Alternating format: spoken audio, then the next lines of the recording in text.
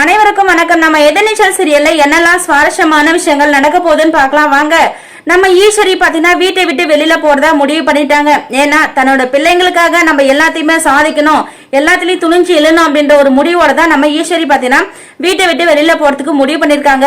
அது மட்டும் இல்லாம இப்ப நம்ம நந்தினியோட அப்பா கிட்ட ஈஸ்வரி பாத்தீங்கன்னா சொல்றாங்க, அதாவது நான் வீட்டை விட்டு வெளியில போறேன் அப்படின்னு சொல்லிட்டு உடனே நந்தினியோட அப்பா பாத்தீங்கன்னா என்னமா இப்படிப்பட்ட ஒரு முடிவு எடுக்கிறது ரொம்பவே தப்பு அப்படின்னு சொல்லிட்டு சொல்றாரு.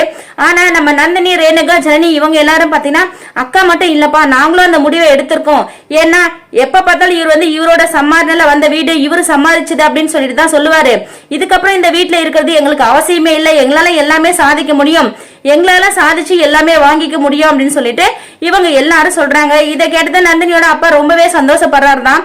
ஆனா இன்னொரு பக்கம் நம்ம நந்தினியோட அப்பா பாத்தீங்கன்னா இதை நினைச்சு ஃபீல் பண்ணதான் போறாரு. ஏன்னா இந்த குடும்பத்துல நம்ம கல்யாணம் பண்ணி கொடுத்து இப்ப எதுவுமே இல்லாம இவங்க எல்லாரும் வீட்டை விட்டு வெளியில போறாங்கன்னா அது ரொம்பவே வருத்தம் தான். ஆனா நம்ம ரேணுகா பாத்தீங்கன்னா, அப்பா நீங்க எதுக்கும் கவலைப்படாதீங்க, நாங்க இப்பதானே துணிஞ்சு எழுந்திருக்கோம், இதுக்கப்புறம் ஒவ்வொரு விஷயமா எங்களால சாதிக்க முடியும், அதை யாராலையும் தடுத்து நிறுத்த முடியாது அப்படின்னு சொல்லிட்டு ரேணுகாவும் சொல்றாங்க. இவங்க எல்லாம் பேசுறத பார்த்துட்டு விசாலாட்சி அம்மாவுக்கு என்ன சொல்றதுனே தெரியல. இவ்வளவு நாளா அடங்கி வீட்டுல இருந்தாலுங்க இப்ப என்னன்னா இப்படி பேசுறாங்களே அப்படின்னு சொல்லிட்டு விசாலாட்சி அம்மாவே ஷாக் ஆகுறாங்க. சோ வாங்க வெயிட் பண்ணி பார்க்கலாம் அடுத்ததா என்ன நடக்க போகுதுன்னு சொல்லிட்டு. இந்த வீடியோ பிடிச்சிருந்தா லைக் பண்ணுங்க, ஷேர் பண்ணுங்க, மறக்காம நம்ம சேனலை சப்ஸ்கிரைப் பண்ணுங்க. தேங்க்யூ.